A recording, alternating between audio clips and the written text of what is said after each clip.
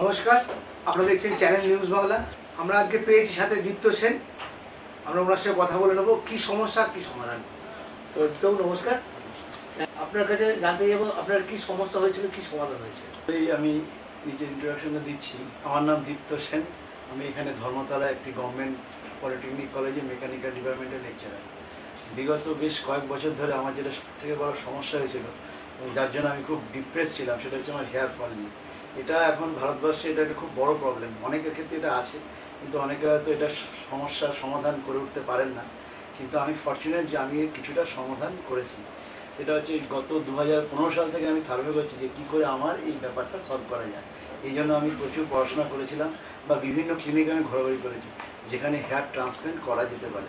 তো সেসব জায়গায় ঘুরে আমি খুব সিকিউর হতে পারছিলাম না, কারণ এক এক জায়গায় এক এক রকম কথা বলছিল। এবং সব থেকে বড় কথা, তারা জোর দিচ্ছিলেন অ্যামাউন্টের উপর, যে আপনি এই অ্যামাউন্ট নিয়ে আসুন, করিয়ে চলে যান। কিন্তু কেউ আমাকে এই শিওরিটি দিচ্ছিলেন না যে আমার এর পরবর্তী কী হবে বা এই জিনিসটা কীভাবে হতে পারে। যতই আমি পড়াশোনা করি, কিন্তু ডাক্তারের কাছ থেকে একটা সঠিক না পেলে মানে এটা এগোনো একটুখানি রিস্ক হয়ে যায়, কারণ এগুলো খুব ট্র্যাডিশনাল প্রসেস নয় যেটা আমরা সহজেই সবাই করে থাকি। হয়তো অনেকে ব্যাপারটা জানেনই না। শুনেছি যে আমি এখানে প্রেম লেজার কসমেটিক ক্লিনিকে ডাক্তার মনীষ সান্থালিয়ার কাছে একদিন আসলাম, এবং কোনো এক আমার ঠিক মনে পড়ছে না, কেউ একজন আমাকে অ্যাড্রেসটা দিয়েছিলেন। আমি এখানে এসে ডাক্তারের বিহেভিয়ারে খুব স্যাটিসফাইড। উনি আমাকে পুরো ডিটেলে একদম বসে, মানে অপারেশন টেবিল থেকে মানে উনি ওটিতে ছিলেন, সেখান থেকে এসে উনি আমাকে 5 মিনিট টাইম দিয়ে প্রথমে বোঝালেন। আমি আবার ওয়েট করে রইলাম, করে তারপরে আমি ডিটেল ওখানে শুনলাম। শোনার পর আমার মনে হলো এটা সেই জায়গা যেখানে হয়তো আমি আমার কাজটা করতে পারি। যদিও আমার এটা নিয়ে খুব টেনশন ছিল।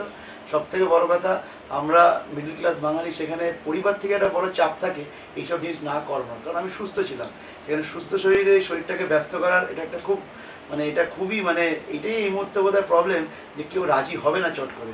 কিন্তু আমি সবাইকে বুঝিয়ে একদিন ঠিক করে ফেললাম যে আমি এটা করবোই। 2017 সালের 10 জুলাই আমি ওটিতে গেলাম, এবং সেখানে আমি খুব হ্যাপিলি এবং খুব এনজয় করেছি। এবং পুরো প্রসেসটা উনি যেভাবে বলেছিলেন সেভাবে আমি দেখলাম, সেভাবে উনি করলেন। এবং তারপরে ধীরে ধীরে আমি যখন ওটি থেকে বেরোচ্ছি, তখন আমি খুব স্যাটিসফাইড ছিলাম ওনার ব্যবহারের জন্য, এবং আমার মনে হয়েছিল হয়তো খুব ভালোভাবে কাজটা হয়েছে। এবং আজকে আমি আপনার সামনে রয়েছি প্রায় 8-9 মাস হলো। 10 জুলাই আমার হয়েছে, আজকে আপনার 10 এপ্রিল। তাই মোটামুটি 8-9 মাস হয়ে গেল।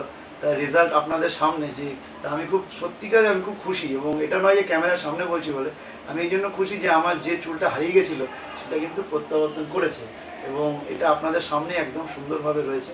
তা আমি আপনাদের সবাইকেই বলবো যে অন্তত একবার একটা কনসালটেন্ট হিসাবে এখানে একবার এসে আপনারা ঘুরে যান।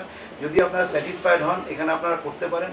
এবং আমি নিজের পরিচয়টা যেভাবে দিয়েছি, সেটা আমি নিজেকে হাইড করতে পারবো না। আমি কলকাতার বুকে একটা কলেজে পড়াই, সহজেই কিন্তু আমাকেও আপনারা রিচ করতে পারেন।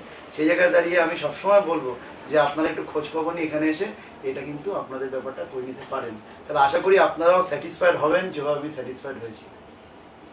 প্রফেসর কলেজে পড়ান, খুব সহজ ব্যাপার নয়, কিন্তু এই একটা উদ্যোগ নিয়ে এগিয়ে আসা। তারপরে সবথেকে বড় কথা ছিল না, ফ্ল্যাশ স্টেশন যে ছিল না। আমরা আগের ছবিগুলো দেখাচ্ছি আপনাকে, এই ছবিগুলো দেখুন, আর বর্তমানে এই ছবিটা দেখুন। যে ছবিগুলো দেখাচ্ছি উনি 8 মাস আগে, যখন ক্লিনিকে অপারেশন হওয়ার আগের ছবি। এগুলো দেখেন, এগুলো হচ্ছে সমস্ত আগের ছবি। আর বর্তমানে ওনার ছবি দেখাচ্ছি না, ওনাকে সরাসরি দেখাচ্ছি কি দাঁড়িয়েছে। তো শ্রোতা বন্ধুদের অবশ্যই জানাই, যদি এইরকম কোনো সমস্যা হয়ে থাকে আর এইরকম যদি হতে চান, তাহলে অবশ্যই ডক্টর সন্তানের সঙ্গে যোগাযোগ করুন স্ক্রিনে দেওয়া নাম্বারে।